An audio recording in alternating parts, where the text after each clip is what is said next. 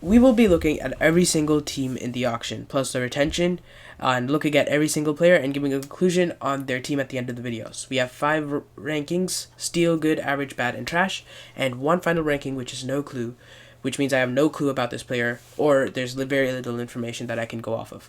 But the final challenge, I have to do it in less than 10 minutes, so no cuts nor edits. The timer starts now.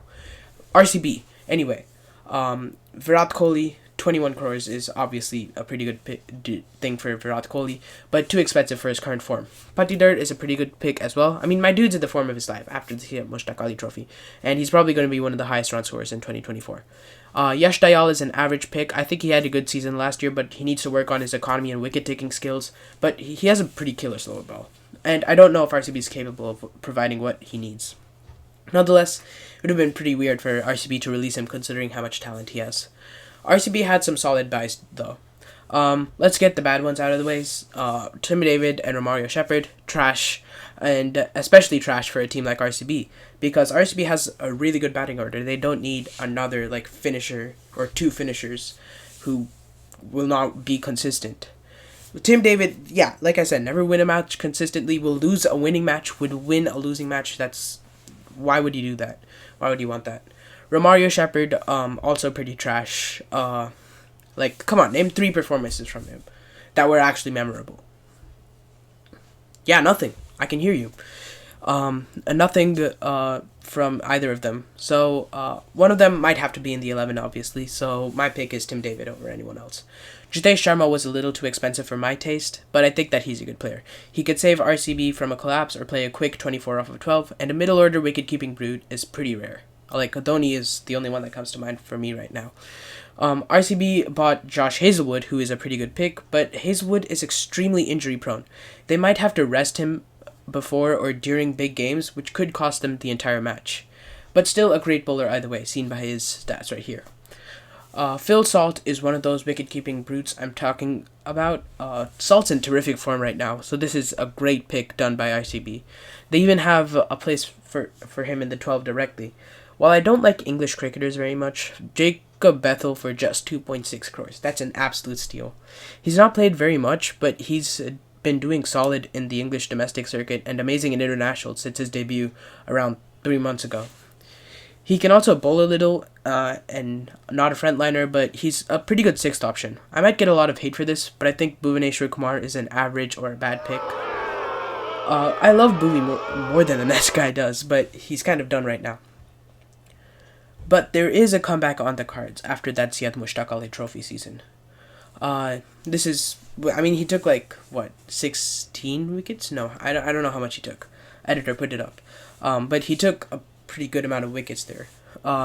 Next, Livingstone. I don't like this dude, but it's a good pick for RCB. They would like to have a little cameo man Jitesh Sharma, but in this case, Livingstone, who could play innings 33 off of 16 in the middle or even in the death. Just don't use him as a bowler. He's not even your 7th choice bowler, so don't use him unless you have an AD plus stand to break. Both Rashik Dar and Suyash Sharma are extremely smart picks. They both have potential and have looked solid in their few innings in the IPL. Editor, put up a picture of their T20 stats so far. Not bad, right? All they need is a big game, and they can be good to debut for the Indian side, I feel. And RCB with that huge fan base can make that happen. And for the team, this definitely does seem like good future prospects in the next 3 years, and a huge improvement from their bowling lineup in the last 2 or 3 years. They might only play 3 or 4 matches, but they can have a pretty solid impact. But they shouldn't play in Chinnaswamy just yet. Maybe a few away games before letting them play at home. On the other hand, Devdutt Padikkal and Swastik Chikara should be given a game at Bangalore. Or at least one game. It could be multiple games as well. Both are young players who've shown some potential. Padikkal had 2 good IPL seasons, but his strike rate was so ass in both of those.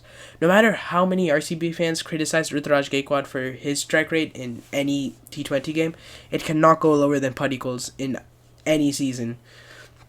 He needs to improve on that, but unfortunately that's not the way he plays. He's more of a test batter, ODI batter, but he's not a T20 batter. I think he can learn from what Kohli did though. Early on in Virat's career, he used to strike around the same rate as Padikkal did. He was striking mid 120s. But now he's brought that up to like 140, 150-ish.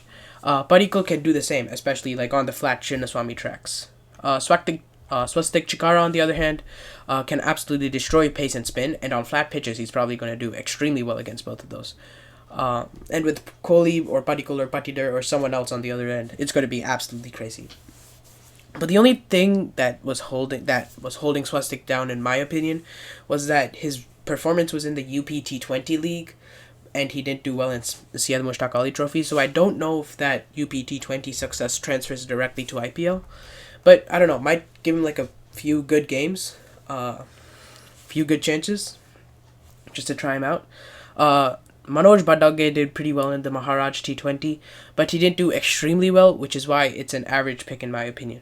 But he can bowl medium pace though, which is obviously something to look out for when you're deciding on a playing 11. Krunal Pandya, okay, dude isn't a wicket taker, but he's economical, right? Yeah, but you're in a Chinnaswamy Stadium, dude.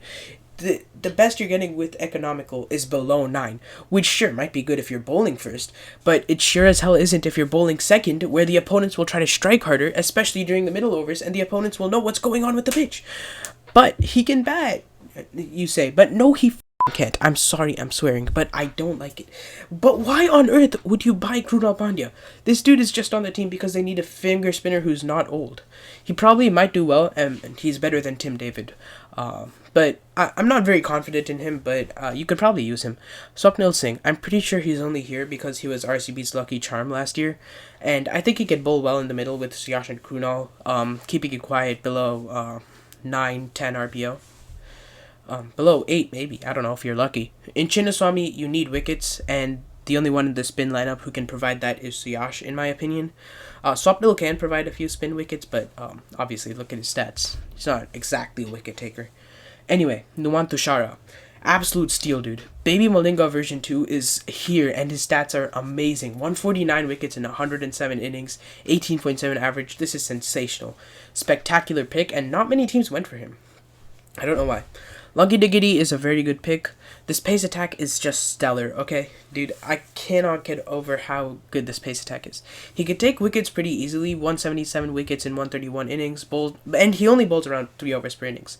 So these pace rotations, they're going to be crazy. I think every team has to watch out for this pace attack. Even if you play like pace pretty solidly well, like CSK does, they're going to be very scared of this pace attack. And I'm saying that as a CSK fan, dude. I mean, I love RCB, but we have some beef. So, I mean, I'm saying that we should be scared of this pace attack. Imagine how crazy it is. Anyway, he isn't that economical, but Tushara, Hazelwood, and Bhuvi are all economical, so I think it's okay to have one fast bowler with an economy of 8+. Abhinandan Singh is another right arm medium fast bowler who I have no clue about. I've seen him play in the UPT20 league, but he hasn't shown a lot of potential. Neither has Mohit Rathi, who I also have no clue about. Anyway, the playing 11 or playing 12. Open with Virat Kohli and Phil Salt. Bat with Swastik Chikara and Raja Patidar at 3. And 4, yeah. At 5, play Jacob Bettel, and at 6, play Liam Livingstone. And at 7, the best all-rounder in the RCB team other than Bettel, but low bar, okay, Krunal Pandya. And at 8, Swapnil Singh, and at 9, Yash Dayal. 10 and 11 will be held by Josh Hazelwood and Bhuvaneshwar Kumar. Impact players Suyash Sharma or Devdutt Padikkal. Alternatively, you could just bat with Padikkal instead of Chikara. Or you could play Tushara or Nagidi instead of Hazelwood, just for pace rotations.